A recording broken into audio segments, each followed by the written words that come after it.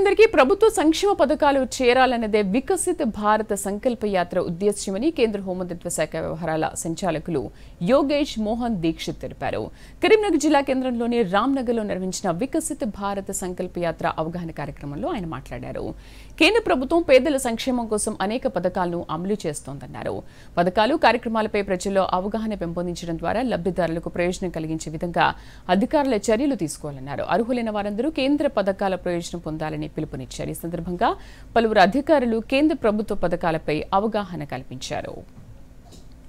करीमनगर जिले का प्रभारी हूं विकसित भारत संकल्प यात्रा के लिए और विकसित भारत संकल्प यात्रा का जो प्रथम चरण है वो पहले ही समाप्त हो चुका है और सभी ग्राम पंचायत और जो अर्बन बॉडीज हैं उनको कवर कर दिया गया था। लेकिन बाद में ये देखा गया कि कई जो अर्बन बॉडीज हैं उनकी जनसंख्या ज़्यादा है, इसलिए कुछ प्रोग्राम और किए जा रहे हैं। तो इसकी जो द्वितीय चरण के अंदर कल तक 14 फरवरी तक यहाँ पर करीमनगर में समाप्त हो जाएगा। वैसे 5 फरवरी से 25 फरवरी तक वो द्वितीय चरण किया जा रहा है और हमारे जो करीमनगर में जो 13 प्रोग्राम है वो कल तक समाप्त हो जाएंगे।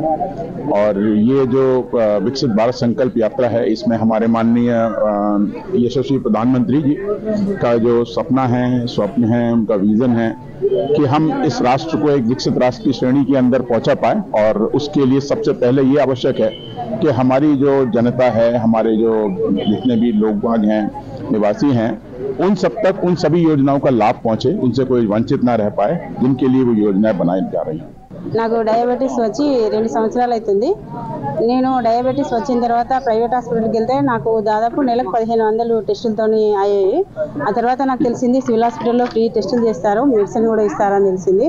అప్పటి నుండి నేను సివిల్ హాస్పిటల్కి వెళ్ళి టెస్టులు చేయించుకొని ప్రతి నెల మెడిసిన్ తెచ్చుకుంటున్నాను. తర్వాత మెడిసిన్తో పాటు వాళ్ళు మంచి కౌన్సిలింగ్ ఇస్తున్నారు.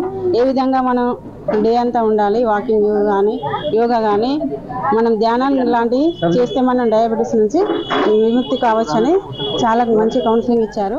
శివనగర్లో అంగన్వాడీ సెంటర్లో నేను ప్రెగ్నెన్సీ ఉన్నప్పటి నుండి అంగన్వాడీ సెంటర్లో పేరు నమోదు చేసుకున్నాను.